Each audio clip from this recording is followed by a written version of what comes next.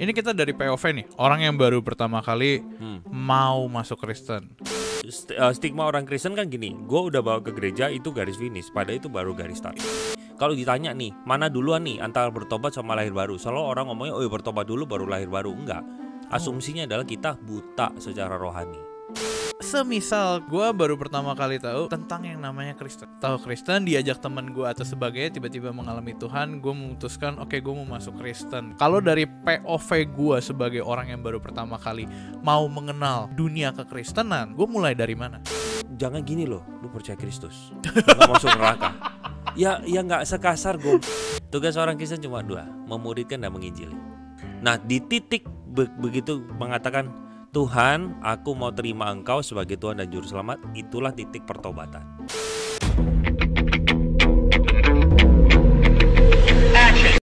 Teman-teman semua, welcome to Hello God on Topic Hot bareng gue Julius. Dan hari ini seperti biasa kita tidak kedatangan bro kita, karena bro kita ada di sebelah sana. Kita kedatangan teman sekali lagi, teman-teman sudah kenal semua. Please welcome Pastor Albert Kurniawan. Halo. Wih, ada yang tepuk tangan di sana. Thank you. Nanti diedit turun salju. Ya kali turun salju kok di langsung nuklir, boom. Ya, kalau Albert berapa kali lu di sini ya? Paling rutin dan sering ya? Paling cuma sekali lah. Enggak sekali lah. Setahun sekali boleh. Terakhir kita ngomongin tentang kiasu dan sebagainya. Masih di Singapura? Yes. Masih nyaman? Biasa. Masih. Hah? Stop. Ada suara-suara godaan gitu di belakang teman-teman semua. Yes, teman-teman, Pastor Albert udah berapa kali? 5-6 kali ya kita bikin konten bareng-bareng. Dan kayaknya biasa, lebih deh, ada Koko Kepo. Oh iya, ada Koko Kepo. Benar juga, teman-teman bisa nonton itu Koko Kepo. Maybe 10 lebih lah. Kayaknya lu udah mau kontrak mati sama kita nih bentar lagi. Canda. Betul, gue biasa minta perkenalan kan. Cuman sekarang kayaknya lu udah lumayan dikenal. Ko Albert pelayanan di Singapura. Di Singapura, yes. Buat teman-teman yang lagi di Singapura, lagi jalan-jalan, jangan lupa ke gerejaku. Jangan lupa ke gereja ya, Pastor Albert. Di mana boleh spill dikit dong, Kakak? Ya, teman-teman bisa nanti ada 2 tempat. Yes. Kalau untuk yang mungkin usia 20-an, silakan bisa datang ke Buona Vista. Buona Vista gitu ya. Jadi naik aja MRT ke Buona Vista, warna hijau dan warna kuning, keluarnya di exit C, silakan jalan dari sana. Cuma catatannya itu jam 10 dan juga dalam full in English without translation. Nah, tetapi kalau teman-teman, waduh, aku masih mau dengar Taylor Swift bahasa Indonesia gitu. Nah, silakan datang yang jam 14.30. Itu teman-teman tinggal cari beras basah, MRT beras basah, warna kuning, keluar di exit A. Sampai gue ngigo aja hafal loh gue. Iya, gue gak nyangka loh. Tapi sembari lo ngomong, gue membayangkan betapa Tuhan tuh menyertai pelayanan lo gitu di Singapura. Amin. 2 gereja English Indonesia, teman-teman datang ya. Nanti gue taruh di sini biar teman-teman bisa lihat. Dan karena ini kan tayangannya everlasting ya. Jadi aku sekalian juga umumin per April tahun ini, minggu pertama akan dibuka juga ibadah bahasa Indonesia jam 10. Tempatnya keren. Persis sebelahnya gereja. Gereja yang dipakai di 14.30, yaitu Hotel Royal Queen. Wih, di Hotel Royal Queen, nanti gue posting juga. Ya, kita cukup lah ya sampai di sini teman-teman. Kalau itu kalau itu jangan. Oke, teman-teman, kurang lebih gitu. Teman-teman bisa datang ke gereja Pastor Albert di sana. Pendeta, sorry, udah jangan pastor lagi. Pastor sama pendeta sama aja. Ya, sama-sama hamba. Oke, kok kita mau masuk ke topik hari ini nih kok, which is menurut gue lumayan interesting karena ini bukan satu topik yang sering dibahas. Karena ini juga bukan sesuatu yang viral, ini bukan sesuatu fenomena, tapi ini pasti ada kejadiannya. Dan menurut data kan kita tahu ya, banyak teman-teman yang lahir baru pertama kali. Ada banyak yang juga Kristen dari lahir. Nah, pertama-tama gue mau masuk ke sini. Lo Kristen dari lahir bukan?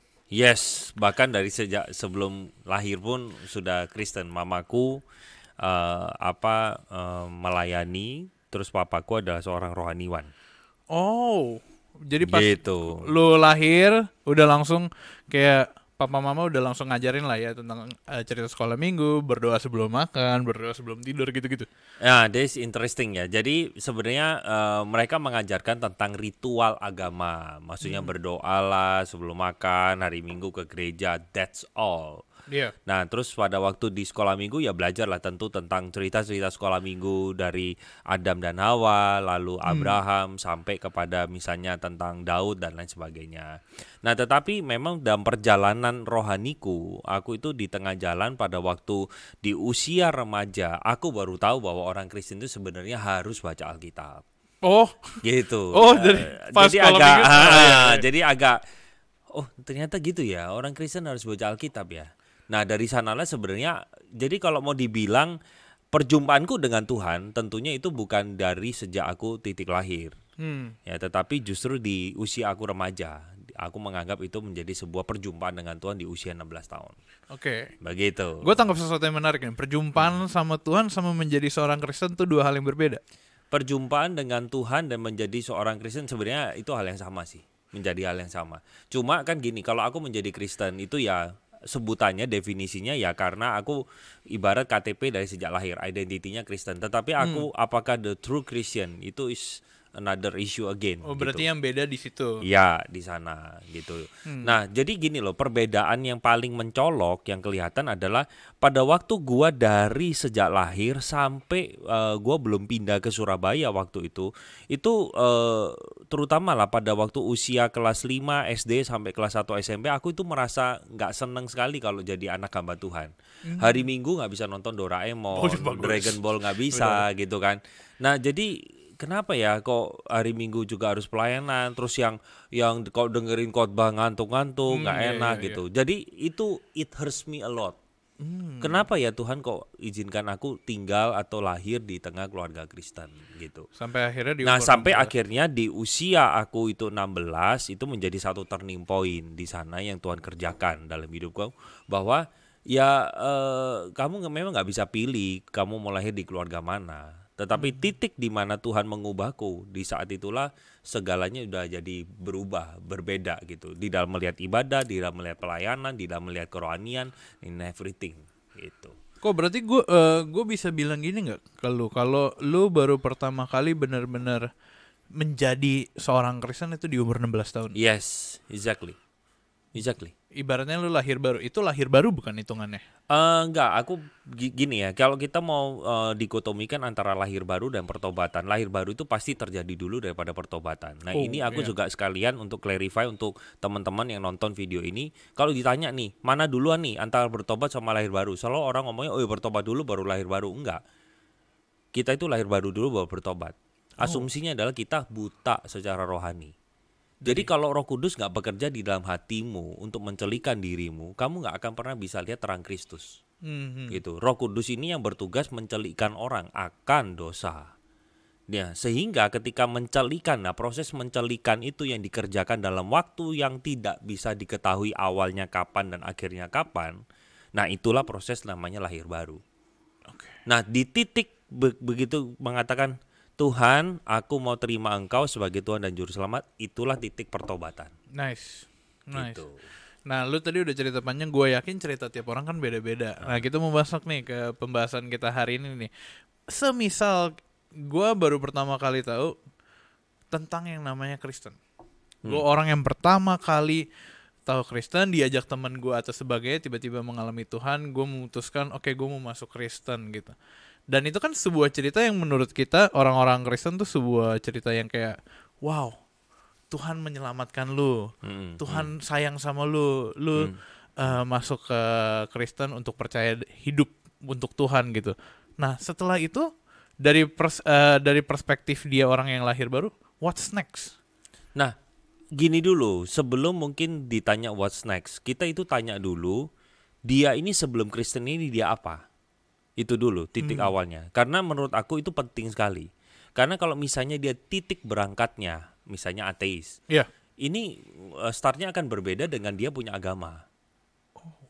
Nah, kalau dia punya agama itu kan cuma dibagi sebenarnya jadi 3 ya. Ateis, terus habis itu monoteis sama politeis. Nah, dia titik berangkatnya mana dulu nih? Oke, let's say misalnya ateis dulu. Oke, ya. Ya udah kita berangkat, kita tanya, maksudnya kamu sekarang ada pada keputusan untuk mau terima Yesus atau menerima Kristen. Ya aku akan tanya, gimana? Kok bisa sampai di titik ini? Begitu. Nah, percakapan yang informal itulah membuat aku mengetahui apa yang nanti menjadi kebutuhan dia. Begitu. Oke. Nah, jadi kalau titik berangkatnya ateis, ya kita perlu make sure dulu ya bagaimana pengalaman dia kok bisa lebih percaya bahwa Tuhan itu lebih make sense ada ketimbang dia nggak ada. Nah, gimana kamu struggling itunya? Oh ternyata nih misalnya, aku mengalami mimpi, terus habis itu aku belajar sistematik teologi. Oh berarti orang ini udah super nih, bukan ecek-ecek pula, kan gitu kan?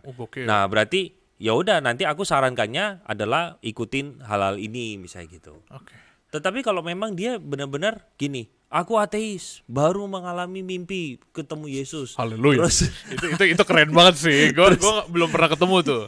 Terus aku mau jadi Kristen, gimana caranya? Nah, kalau titik berangkatnya seperti itu, maka kalau memang dia dalam pengetahuan tentang Kristen itu nol, ya biasanya aku akan ajak. Nah, kami di GKI Singapura itu sudah punya kayak DNA atau roadmap. Jadi once kamu masuk, kamu harus jalurnya kemana? Kita berharap satu, pokoknya goalnya satu. Kamu itu bertumbuh di dalam Kristus dan kasih impact ke orang lain yang ada di sekitarmu. Nah, startnya adalah kamu masuk dulu ke kelas namanya BCC, Basic Christianity Class. Itu kita bahasa kerennya adalah katekisasi. Ya. Nah, di sana itu kita ngajarin ada 7 tema. Berkaitan dengan hal-hal yang fundamental lah. Nah, aku memang dari pelayananku sebelumnya di Singapura, memang membangun pelayanan ini tuh berdasarkan dengan based on pertanyaan apologetika. Sehingga pada waktu mengajarkannya kepada jemaat, itu bukan sekedar gini loh, ya Allah itu adil, ya Allah itu kasih, ya sudah tahu. Tapi kalau ketika kita berikan pertanyaan-pertanyaan yang sifatnya apologis atau apologetika, ya itu akan merangsang. Iya ya, kenapa kok begini ya? Kita bangun needs-nya gitu loh. Iya, kok. Tapi kalau misalkan ini kita dari POV nih, orang yang baru pertama kali mau masuk Kristen. Kalau tadi kan kita sempat ngomongin ateis dan sebagainya, terus ada roadmap, which is menurut gue menarik ya. Ada roadmap yang udah disediain nih. Kalau lu pertama kali masuk Kristen, kalau misalkan kita pas kecil kan roadmap kita mungkin diajarin doa, diajak ke gereja, masuk sekolah minggu. Cuman kan kasusnya itu beda ketika kita masih kecil sama kita udah remaja atau pemuda. Dan yang gua tangkap secara isu ya atau fenomena, rata-rata orang-orang yang baru lahir baru gitu itu pas di remaja atau pemuda gitu, ketika mereka udah mulai menentukan gue mau kemana di dalam hidup. Nah cuman kan pas di saat-saat itu gue tuh kalau gue nggak punya teman komunitas atau saudara yang ngarahin atau orang siapapun itu gue ngarahin, gue pasti nggak tahu dong gue mau ngapain. Yang gue tahu sebagai orang Kristen ibadahnya di gereja, ya udah gue ke gereja dan sebagai udah nyampe sana gue juga bingung sendiri kan mau ngapain. Kalau dari POV gue sebagai orang yang baru pertama kali mau mengenal dunia kekristenan, gue mulai dari mana? Sorry, POV itu apa? Ketawa-tawa tuh di sana tuh. Gila. POV itu maksudnya kalau lu menjadi orang itu, point of view. Menarik, gak apa-apa. Menurut gue itu bagus. Makanya sebenarnya gini lah ya. Siapapun kita yang terutama mungkin Kristen baru. Fakta yang aku temukan, ya Tuhan itu baik. Dia itu bisa menggerakkan orang untuk mendatangi orang tersebut. Itu satu, one way, first way. Second way, orang itu punya eager. Masa ke gereja cuma gini doang sih? Mau tanya deh sama Asyir. Yang artinya aku melihat di dalam satu peta besar, itu Tuhan itu bekerja. Seseorang yang sudah dipilih oleh dia, pasti Tuhan juga akan menopang, sustain faith dia. Untuk dia setia sampai akhir. Nah, di tengah ini mengerjakan soal pertumbuhan itu juga ada pekerjaan Tuhan. Nah, Tuhan juga intervensi gitu loh. Nah, jadi kalau misalnya kita sekarang on the crossroad, aduh aku ini udah ke gereja ini sudah berapa bulan, 3-4 bulan tapi kok tetap nggak ini. Ya mungkin teman-teman bisa lebih berinisiatif untuk bertanya kepada gereja tersebut, kepada orang-orang tertentu. Misalnya asyir, oh kok memberikan penjelasannya kurang ya, tanya lagi sama orang lain. Atau bahkan kalau perlu tanya sama pastornya, pastor lokal yang misalnya sedang berkhotbah, ya tanya aja, ini gimana. Nah dia akan menjelaskan gereja ini punya kurikulum begini. Begitu. Secara church. Nah, kalau misalnya orang ini dibawa oleh teman, ya udah temannya itu yang bertugas atau bukan bertugas. Sebetulnya bukan bertugas. Iya, gue juga aneh tuh ngomongnya. Apa ya? Mempunyai hati untuk menolong dia gitu loh. Apa yang dia butuhkan diarahkan gitu. Aku rasa gitu sih. Nah, jadi gini, aku balik lagi ke roadmap tadi. Jadi orang perlu tahu basic dulu tentang kekristenan itu apa. Clear. Ya, setelah itu kita itu punya kelas kedua namanya Advance, ACC, Advanced Christian Class, yang berbicara tentang sekarang kalau kamu tahu doktrin fundamentalnya, doktrin dasar lah.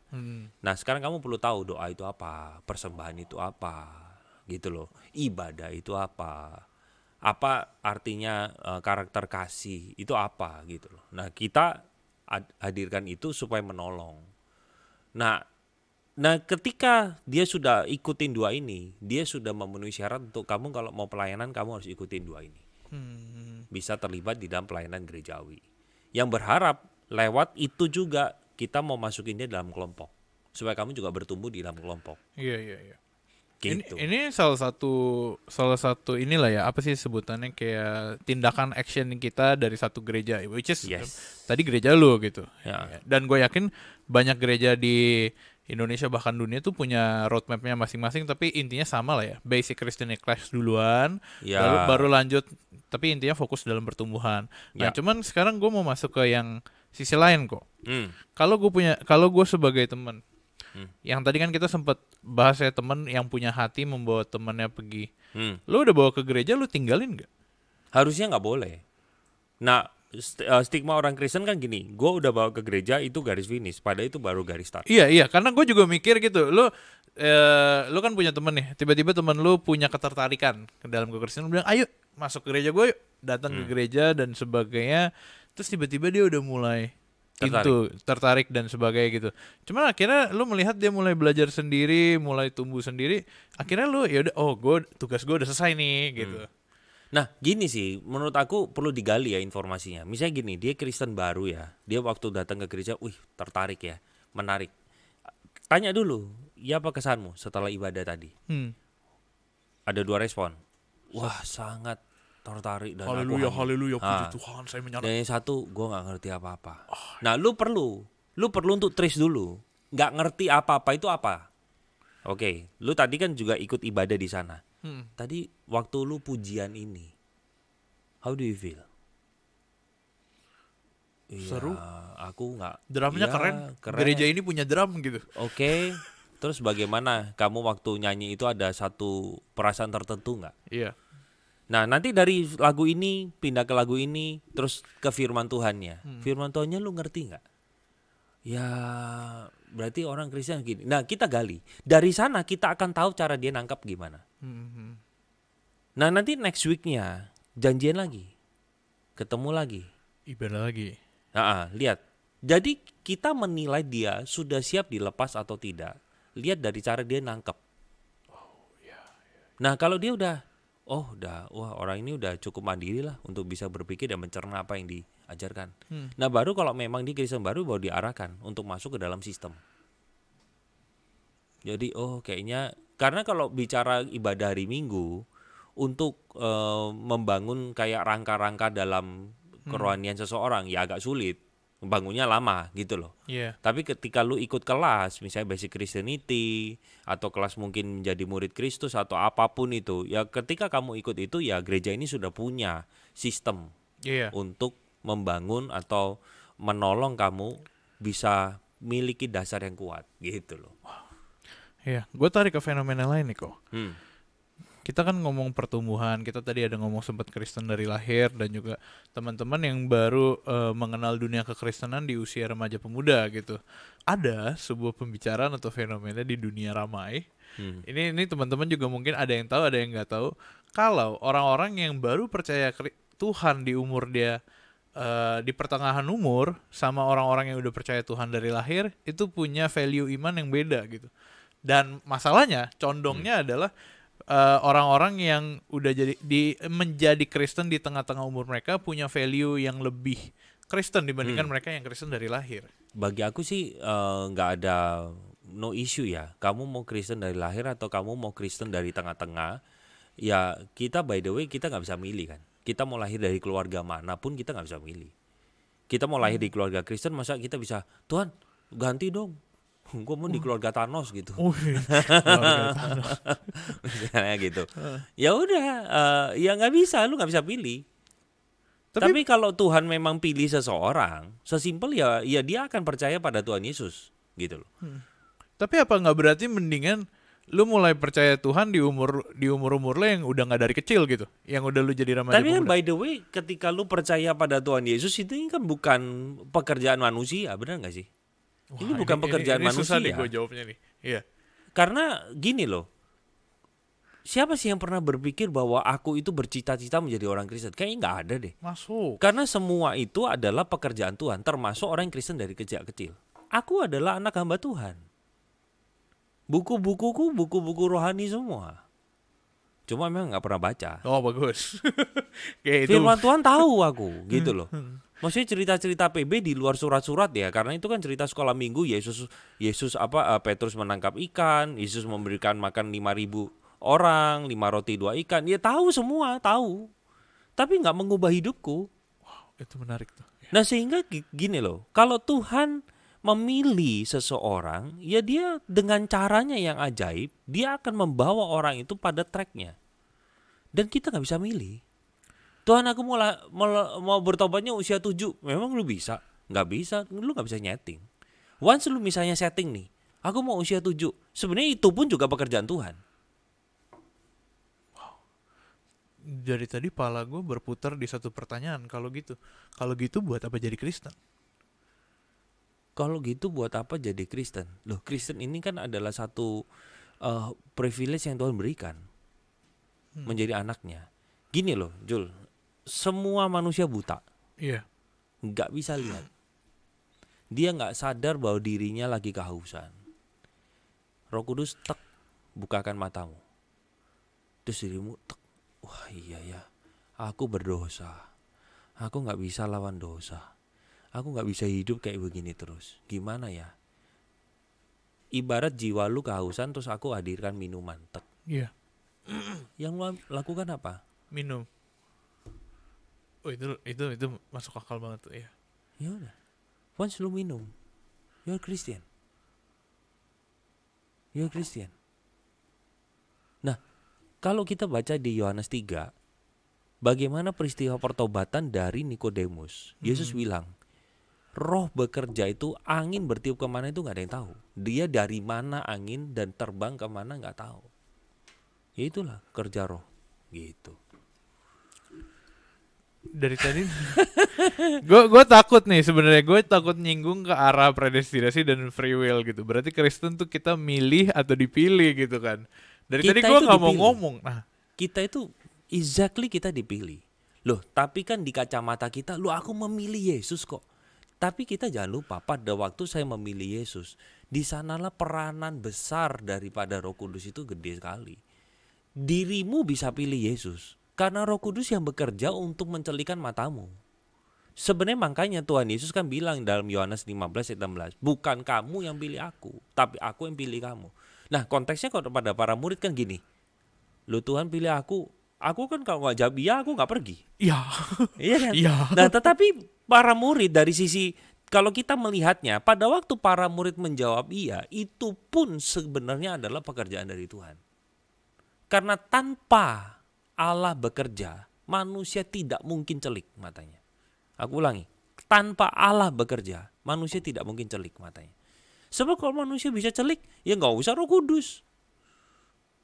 Manusia aja sendiri. Yes. Efesus 2:8, apa keselamatan itu bukan karena pekerjaanmu. Jangan kamu memegahkan diri. Tapi itu adalah pemberian Allah. Bukan hasil usahamu. Iya.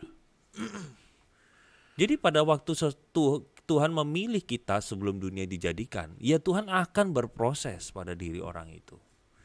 BTW di Singapura kami masuk masa Lent membahas Ordo Salutis, dan itu adalah last week ya, bukan minggu kemarin. Last week itu kami membahas tentang the election. Ordo Salutis tuh maksudnya orang order yang keselamatan. Oh ya, itu Urutan. Saya tahu. Tuh lihat ada senyum-senyum meragukan di sebelah sana ya. Orang dipilih apa tadi? Orang dipilih untuk diselamatkan. Sorry deh, ampun ini gue kesannya gue kayak baru menjadi Kristen. Bener dong. Ya, gitu. Boleh masuk ya. Jadi orang dipilih untuk masuk ke keselamatan. Gimana tuh?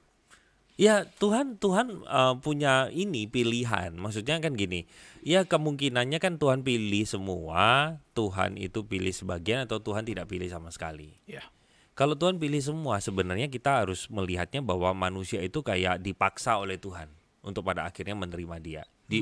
Dan kata pilih semua itu kan nggak tepat. Tuh namanya pilih kok, pilih semua itu ambil semua. Nah Alkitab tidak pernah mengisahkan bagaimana Allah itu memilih semua. Nggak pernah. Dia sengaja pakai kata dipilih. Oke, sekarang berarti chance ini close. Yeah. Allah tidak memilih semua. Ini juga bukan ajaran Alkitab. Allah yang tidak memilih semua, tentunya ini adalah Allah yang adil. Dia tidak ada kasih. Semuanya dibabat habis. Sehingga dia tidak pilih semua karena tidak ada satupun manusia yang layak. Kalau Allah pilih semua, dia kasih, tetapi keadilannya itu tidak kelihatan dengan clear. Aku bukan bilang tidak ada ya. Tetapi dia tidak mengadili dengan baik. Dia merasa bahwa semua manusia layak untuk diselamatkan. Nah sekarang kita hanya tersisa satu opsi, yaitu Tuhan memilih sebagian. Nah beberapa orang kan bilang begini, loh kalau Tuhan adil pilih semua. Iya. Kalau kalau pilihnya cuma sebagian, ya itu berarti namanya nggak adil. Nah gini loh, definisi adilnya salah menurut aku. Adil itu bukan sama rata kan. Adil itu sebenarnya memberi sesuai dengan takarannya. Dan dia itu akan melakukan orang yang taat akan diberikan ganjaran, orang yang tidak taat akan diberikan hukuman. Itu adil. Itu adil. Nah, sekarang begini loh. Kalau misalnya kita memahami adil itu harus sama rata, aku kasih ilustrasi begini. Ada jemaatku lah, dia punya 2 anak. Satu usia 10, satu usianya 6. Bawain bekal ke sekolah. Yang usia 10 tahun itu dapat 2 sendok nasi goreng. 3 nugget. 3 nugget, enggak lah, 5 nugget. 5 nugget 1 telur. Ya, 1 telur gitu. Untuk yang kecil dapatnya cuma setengah sendok nasi goreng. 1 nugget. Nuggetnya 2. Oh, nuggetnya 2. Oke lah, cek. Telur separuh. Oke. Sekarang aku mau tanya. Wah, orang tuanya nggak adil nih karena membaginya tidak sama rata. Tidak. Orang tuanya memahami betul kapasitas anak yang lebih kecil. Porsinya. That's it. Apakah orang tua ini fair? Fair. Dia memberikan sesuai dengan takarannya. Itulah Tuhan kita. Maksudnya begini. Kalau mau dibilang adil, nggak usah pilih. Mati semua. Kasihnya, anugerahnya terlihat. Di tengah manusia dibabat habis, dia pilih. Dia pilih lu sama gua. Bukan karena kita baik. Bukan karena kita hebat. Kalau mau ditanya kenapa Allah memilih kita, selain alasannya karena kasih, kita nggak tahu. Itu haknya dia. Balik lagi ke kedaulatan Tuhan. Itu haknya dia. Kenapa dia pilih Yakub bukan Esau? Haknya dia. Tapi apakah Yakub lebih baik dari Esau? Jawabannya exactly not. Kalau kita lihat di dalam Alkitab, Yakub itu sama bajingannya sama Esau gitu loh. Malah Esau kayak kelihatannya malah, loh dia udah dilukai masih mau berbaikan dengan adiknya. Lebih jadi victim. Yes. Tetapi dia malah berbesar hati. Kalau kita lihat Yakub, by the way aku saat teduhnya lagi juga dari Yakub melihat betapa liciknya orang ini. Lu bayangin dia mau ketemu kokonya, majuin istrinya. Istrinya udah semua, aku paling belakang. Gila kan? Maksudnya, what? Sementara Esau pada waktu ketemu, woi bro, apa kabar bro? Udah lu gak usah mikir. Aman, kita chill gitu. Itu pun Yakub tetap merasa bahwa there's something deh, kayaknya tetap aku nggak bisa. Jadi maksudnya kalau Allah adil ya dia nggak memilih, tetapi justru karena dia kasih dan adil maka dia memilih sebagian. Begitu. Gokil sekali itu. Gue sampai kaget. Iya kayak gitu. Terutama yang nasi goreng ya. Karena tadi gue sempat berpikir gitu di tengah-tengah lo lagi ngomong, kalau gitu Tuhan yang melakukan, Tuhan yang memilih, porsi kita di mana? Porsi kita ngapain gitu? Sebagai orang Kristen. Good question.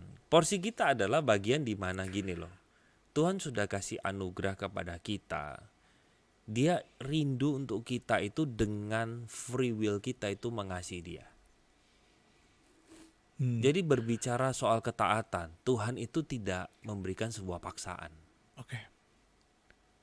Dia nggak memberikan satu kayak, lu harus gitu. Kalau enggak gua hajar, lu kasih petir, geledek gitu. Enggak. Jadi dia memberi kita kasihnya. Dia rindu untuk kita itu meresponinya dengan mentaati dia. Tindakannya di sana. Yes. Nah, kita ini orang Kristen suka kebalik. Kita taat supaya dapat. Kita harus lakukan ini supaya bisa dapat ini. Enggak, sebenarnya kita taat karena dia memang patut ditaati. Kita taat karena dia sudah mengasihi saya. Jadi kita membangun kerohaniannya itu di atas relasi bukan transaksi. Gitu loh. Jadi kita membangun relasinya karena aku mengasihi Tuhan, makanya aku lakukan ini. Bukan supaya nanti aku dapat ini dan itu. Itu bos. Relasi bukan transaksi. Ya. Keren loh. Maksudnya kalau gue analogiin pakai yang si nasi goreng tadi, ibu-ibu nyiapin bekal buat anaknya, tugas anaknya adalah untuk makan nasi gorengnya sampai habis. Atau nggak bilang mama thank you ya makanannya gitu-gitu. Bahkan dia bisa gini, dia bisa share ke teman-temannya. Aku nuggetnya 2 deh, 3-nya aku bagi. Iya, makanan mama aku enak loh. Ya, enak, boleh bagi, besok suruh mama lu buatin ya. Terus nanti tahu-tahu Maya bukan kantin. Tapi analoginya keren, maksud gue gimana ya? Buat gue yang udah percaya dari lahir gitu, Kristen dari lahir, gue selalu mind blown dengan hal-hal ini gitu. Maksudnya kayak oh my god, gue nggak nyangka gitu. Ternyata ada ilustrasi ini, ternyata kasih Tuhan sedalam ini dan sebagainya. Dengan orang-orang yang baru pertama kali menjalani perjalanan ini gitu loh. Ada bedanya nggak kok? Orang-orang yang udah aku melihat ya, mau apapun ya, Jul, apapun dalam hidup kita itu nggak ada yang semuanya will be perfect semuanya, nggak ada. Semuanya pro cons. Semuanya itu ada bagus, ada jelek, ada bagus, ada jelek, ada bagus, ada jelek. Semua. Apapun, kita ngomongin apapun itu selalu ada bagus, ada jelek, ada bagus, ada jelek. Sekarang kita ngomong lah pro consnya. Aku lahir dari sejak lahir itu sudah kenal dunia kekristenan. Iya. Consnya apa? Oh, value-nya tidak lebih berwarna. Tapi pro-nya apa? Loh. Alkitab itu, pengetahuan Alkitab itu dia kuasai dari sejak kecil. Dia punya pengalaman sekolah minggu. Jadi dia tahu dunia itu.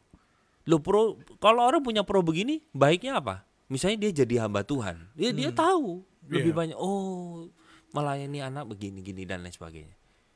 Nah sekarang orang yang di tengah-tengah nih baru percaya Tuhan Yesus. Ada pro-nya nggak? Oh ya ada, value-nya berubah total, hidupnya berwarna. Kon siapa? Lu nggak tahu banyak tentang Alkitab. Untuk lu belajar Alkitab, lu butuh waktu. Gitu. Jadi misalnya ada orang nih, ada 2 orang deh. Yang satu dari umur 0 dia sudah Kristen. Sampai umur 15, kayak gua dah. Dia akhirnya percaya Yesus. Sama orang dari 0, dia agama X, non-Kristen. Bertumbuh, umur 16 dia percaya Yesus. Sama atau beda? Titik dia percaya Yesus sama. Tetapi yang orang pertama, dia sudah punya pengetahuan Kristen. Iya. Dia cuma gitu, butuh. Oh, itu kayak pasal hilang. Begitu pasalnya kepasang, ternyata kasih Tuhan itu luar biasa, dahsyat kali gitu. Tetapi orang yang di sini dia tidak punya pengalaman dari umur 0 sampai 15 itu tentang kekristenan. Dia mulai 0 di 15. Iya. Begitu. Jadi pro kon sih. Menurut aku ada plus ada minus. Dan poinnya itu bukan gini loh. Wah lu enak ya, lu nggak Kristen dari lahir. Lu Kristen tengah-tengah, gua Kristen dari lahir. Nggak usah, kita nggak usah meratapi itu. Itu masa lalu yang kita nggak bisa tentukan kok. Untuk apa kita menyesali sesuatu yang kita memang nggak bisa tentukan? Itu memang Tuhan izinkan itu terjadi, ya terima aja. Dan Kita hidupi. jalani aja gitu loh. Kita masih punya masa depan yang kita perlu tata gitu. Lebih baik fokus kepada itu daripada kita meratapi. Kok gue lahirnya keluarga Kristen ya. Ya sampai kapan kita nggak akan ketemu kok. Iya. Makanya aku belajar satu hal ya. Kalau kamu tanya kenapa sama Tuhan, Tuhan nggak jawab. Ganti pertanyaannya jadi apa? Apa?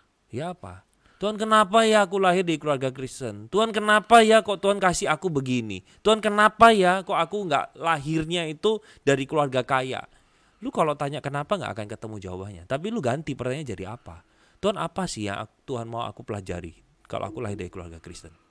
Tuhan apa yang mau aku ini perbuat ketika aku ini ada di tengah keluarga kayak gini? Begitu pula sebaliknya. Ketika gue baru percaya Tuhan di umur 15, Tuhan apa yang lu mau taruh di hidup gue setelah gue percaya sama lu? Gitu. Tapi tadi gue sempet kepikiran ada lucu ya. Orang-orang yang baru percaya Kristen di umur 15, udah jadi Kristen di umur 15-16 tahun, bakal bilang satu hal gini ke orang-orang yang udah percaya dari lahir. Lu gak pernah bisa ngalamin Doraemon pas lu kecil kan? Gue bisa ngalamin itu, gue tetap percaya Yesus. Tapi kan haleluya. Haleluya. Sekarang sudah ada YouTube. Gue sekarang nyadar banget ya, gue sebagai orang yang mengalami itu sama kayak lu, gue ngerasa kayak oke, dulu gue sampai pernah giniin mbak gue minta tolong, mbak kan mau ke gereja, tolong dong catet sinopsisnya Dora the Explorer pagi-pagi di hari Minggu. Terus gue masih kecil, 7-8 tahun, gue sampai marah-marah, catet ya mbak supaya aku kok bisa nonton gitu. 7-8 tahun nggak ada YouTube, nggak ada apa. Gue beneran gue catet, gue minta tolong. Mbak gue kan di rumah, tolong ya tulisin pagi hari itu Dora bersama dengan teman-teman. Nggak bohong gue. Gitu. Tapi ya pada waktu kita sudah berjumpa dengan Kristus ya, itu hal-hal yang istilahnya apa ya, hal-hal yang fana itu menjadi nggak penting gitu loh. Itu kan sama kayak Paulus yang Filipi 3 bilang, setelah aku mengenal dia, everything itu become rubbish. Semuanya itu sampah bagiku. Gak meaningful lagi. Jadi pada waktu aku sudah gini loh, sebelum aku mengenal Kristus, aku menyayangkan kenapa aku gak nonton Doraemon, gak nonton Dragon Ball dan lain sebagainya. Tapi once sudah percaya, itu kayak meaningless gitu loh. Dan itu uncomparable. Iya. Karena lu kayak bayangin lu sudah dapat permata, lu dikasih tanah liat, ya apa artinya? Enggak bermakna, karena ini aku sudah mendapatkan sesuatu yang nggak bisa dibandingkan dah gitu. Bener nggak? Analoginya masuk. Ya, keren gitu. Permata dan tanah liat. Kalau terakhir 37 menit. Bener kan gue? Oke, 38. Oke lah, hampir. Kalau terakhir sebelum gue tutup episode ini, gue rasa selalu menurut gue banyak yang udah diutarakan keren gitu dan cocok di pertengahan kita ngobrol sampai akhirnya. Tapi terakhir buat teman-teman nih kok, teman-teman yang lagi nonton kan dari tadi, kita lagi ngomongin tentang, tadi kita udah ngomongin menjadi Kristen, kita udah ngomongin tentang menemani teman-teman yang menjadi Kristen. Sekarang gue mau tarik ke masa depan gitu. Buat kita yang saat ini udah Kristen, yang teman-teman yang baru menjalani kehidupan Kristen, yang lagi menemani orang-orang yang tertarik atau nge-struggle untuk masuk Kristen gitu. Masa depan kita tuh ditaruh di mana? Maksud gue, tujuan akhir kita tuh pada akhirnya apa gitu sebagai orang percaya? Tugas orang Kristen cuma 2, memuridkan dan menginjili. Udah itu aja, discipleship dan juga evangelism. Dan itu muter sirkular terus. Kamu pada waktu menginjili orang, menghantar dia untuk dijadikan murid. Setelah dia dimuridkan, dia dipanggil untuk menginjili. Udah muter aja terus. Nah jadi kalau dipretelin lagi discipleship itu banyak wis. Ya berbicara tentang ibadah, belajar lah, ikut kelompok kecil, terus pelayanan, itu bagian dari discipleship. Discipleship harus dijalani, kita menjadi murid Kristus, dan juga penginjilan. Penginjilan ini yang menurut aku kita ini harus belajar banyak. Jangan bangga dengan satu metode. Jangan kita merasa tepuk dada karena aku sudah kuasai 2 metode. Karena penginjilan ini complicated, bagi aku kompleks. Tapi juga karena kompleks juga bukan gini, minta pendeta aja yang jalanin. Enggak, itu panggilan semua orang percaya. Jadi ibaratnya itu kita bawa toolbox. Kalau penginjilan kita ketemu paku ya kita bawa pakai hammer. Kalau kita ketemu baut ya kita pakai obeng. Kalau memang kita lihat ada yang bolong ya bawa plester gitu. Nah, sehingga pada waktu kita berhadapan dengan orang, ya kita ini jangan gini loh. Lu percaya Kristus, nggak masuk neraka. Ya nggak sekasar gue. Sorry. Kan? Buat gue itu lucu banget. Lu percaya Kristus nggak? Kalau lu masuk neraka lu. Ya nggak gitu kan. Kan kita bangun pembicaraan. Makanya kadang aku sering kali tanya beberapa jemaat, Pak, anakku nggak mau lagi ke gereja. Kenapa ya Pak ya? Loh, sederhana Bu ya, tanya aja kenapa alasannya dia nggak ke gereja. Keberatannya apa? Jadi kita tanya keberatannya apa. Nah, keberatannya tinggal dibagi jadi 2 lagi nih, kognitif sama afektif. Kalau kognitif inilah yang kita bisa pelajari dalam artian ya keberatan yang sifatnya pengetahuan. Aku nggak percaya, aku nggak mau jadi Kristen karena Tuhan itu tidak terbukti ada. Haleluya. Nah misalnya begitu toh, dia tahu dari mana Yesus itu Tuhan, orang dia nggak pernah ngomong Yesus itu Tuhan. Nah ketika kita lihat, oh ini pertanyaan kognitif nih, ya kita cari, tinggal cari aja. Simple kita cari. Nah tetapi kalau problem yang sulit itu adalah afektif. Afektif itu gini, aku gak mau jadi Kristen karena orang Kristen jahat. Bisnisku hancur karena orang Kristen. Nah hal-hal yang seperti ini yang bagi aku kita perlu sungguh berdoa memohon Roh Kudus. Yes. Gitu. Dua-dua ini butuh sih. Dua-dua ini butuh. Cuma untuk menyelesaikan masalah kognitif itu menurut aku jauh lebih mudah ketimbang masalah afektif. Dua-duanya butuh Roh Kudus. Gitu. Iya. Itu pertanyaan terakhir. Jawaban terakhir gue terhadap pertanyaan terakhir.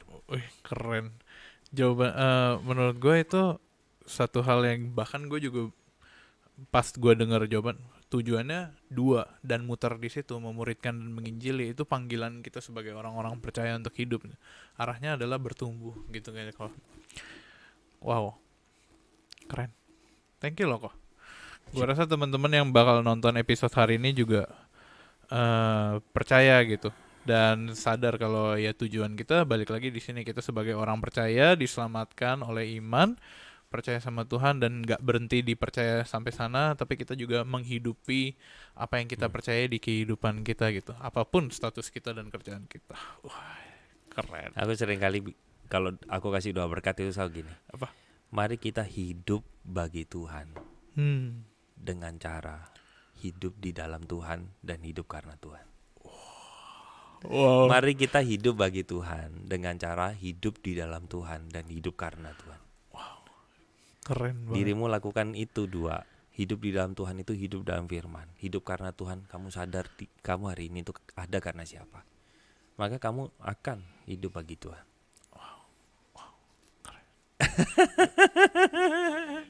Bijak sekali. Saya speechless. Tapi kalau gue rasa itu kalau mau sip. jangan kasih tahu dong kita di lantai berapa. Lantai 8. Gila kok, thank you banget. Itu gue rasa itu adalah pesan yang sangat tepat untuk menutup episode kita hari ini. So teman-teman, balik lagi kalau teman-teman datang ke Singapura, datanglah dan dukung pelayanan Ko Albert Kurniawan. Ada di gerejanya di GKI Singapura, ada 3 lokasi. Tadi ya, keren banget, tiba-tiba buka ibadah baru. Akan saya kunjungi jika saya kesana suatu saat di masa depan. Teman-teman, kita juga minta tolong dukungannya untuk follow sosial media Hello God. Ada di Instagram, TikTok, dan YouTube. Teman-teman juga bisa download aplikasi kita. Ada di App Store dan Play Store. Di situ kita bisa sama-sama bergumul bareng. kita bisa sama-sama tadi bertumbuh bareng, menghidupi Tuhan dan juga menginjili dan juga memuridkan. Yes, kalau gitu teman-teman, thank you semua untuk Albert, thank you udah datang jauh-jauh dari Singapura khusus hari ini ya. Khusus untuk syuting hari ini Anda datang kan dari Singapura, keren dah kalau gitu. Thank you untuk Feby, thank you untuk sesosok makhluk di sebelah sana yang penuh dengan Roh Kudus, dan terutama thank you buat teman-teman semua for watching Hello God on Topic, where Hello God will always be on topic. God bless you teman-teman semua. Stay connected with Hello God.